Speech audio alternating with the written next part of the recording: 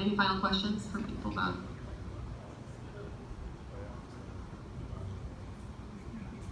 All right, yeah. Awesome.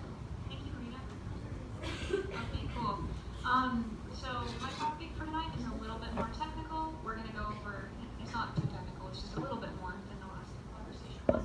Hi, my name is April Ewing. I'm on our team that does threat intelligence. We focus on some of the highest priority, highest impact actors that might impact both Facebook corporate and its user base. And tonight what we're going to look at here is we're going to look at kind of the use of IPython Notebook, now Jupyter Notebook, which is this interface that you see before you, interactions with ThreatExchange, the platform Alex spoke about earlier, and uses for both of them in the sphere of campaign tracking for, say, nation-state actors. Everything around here changes when the temperature changes. Anyway, so basically what I'm going to do is I'm going to roll through this fairly quickly, cover through it in 15 minutes. But we're going to kind of have an initial objective of just sort of working from some initial data.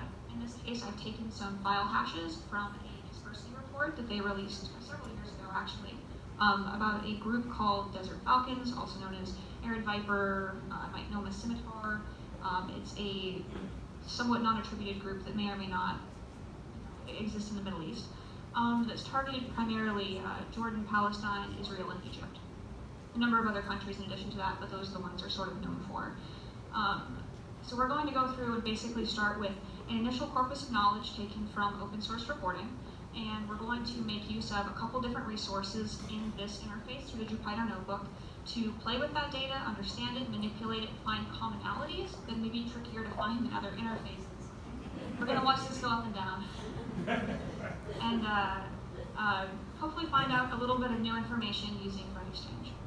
So that's kind of the plan here.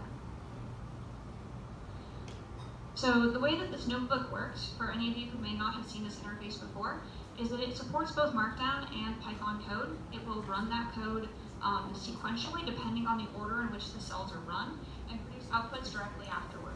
So this lets you do really quick scripting, it lets you have analytic stuff directly in line, and lets you kind of tell a story very easily.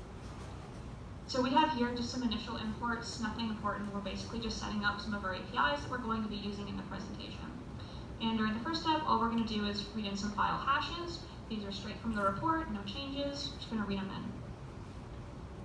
Next, we're going to try to find some file metadata and try to get some initial context for these. Try to understand what are some attributes of the files that are in this report. So this first set of code here just basically goes and asks, say, virus total, for example, as a common repository. What metadata can you tell me about these files? So this is what it looks like when it's read into Pandas, which is a library for Python that will basically let you display data in data frames and manipulate that data fairly quickly and easily. So we can see here that we have all the information you would expect to see from virus total displayed here about each of these files. Some of the columns are cut off in this display, so you can kind of get a taste here by just simply displaying the columns themselves. Can you zoom in a little bit? Sure, I think I can. One second. Command plus.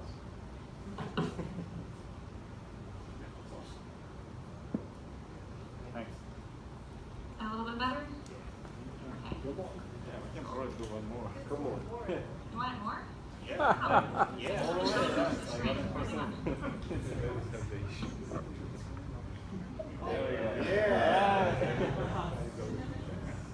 Jeez, guys, just speak up sooner, all right? I'm distracted by these windows. All right, come on. Okay, so at this point, we've got some initial metadata read in. We've gotten a data frame that we can manipulate. Why don't we do a little bit of aggregation and try to find some features of these files that might be interesting places for us to search and hit it. So one of these ways in which you could probably do that is perhaps import hashes. So every file that we've added here, because of the way I filtered it, it happens to be portable executable files. For those of you who are familiar with the idea of an import hash, imp hash, that basically hashes the imports from a portable executable file, and the result sometimes is not useful and sometimes can be a very good indicator of similarities and allow you to find similar files. So let's go ahead and pull out all of the import hashes for each of these files. And so these displayed here, this basically just finds the import hashes from all the metadata and then quickly and efficiently aggregates, counts, and finds the most common of them. So we can see right here that, for example, this first one has 13 counts in our data set. It's a very common import hash. In this case, this one right here is not a particularly good indicator for us to want to search on. It's actually, if I remember correctly, a result from the use of WinRAR, which happens to be a common TTP this group uses. They use WinRAR archives. But some of these are actually a little bit better, and it gives you a couple things that you can start searching on, pivoting on, and getting an initial understanding of your data set. You can also easily plot things. The use of matplotlib lets you usually add in some quick graphics. It's a quick way to kind of tell a story for any particular type of value, how common it is, and is very extensible within a notebook. You can look at other things too. So in this case, we looked at import hashes, but you can do the same thing with any of a number of other common file attributes that can let you more easily, understand, manage, and examine your data. Another thing that you can do is use this in conjunction with other additional APIs. So in one example here, we take a look at network connections. So again, using sources from VirusTotal, we can quickly go through and find some of the most common network connections. So here's a good start of looking at some of the most common domains that are accessed by these files. In this case, a couple of these are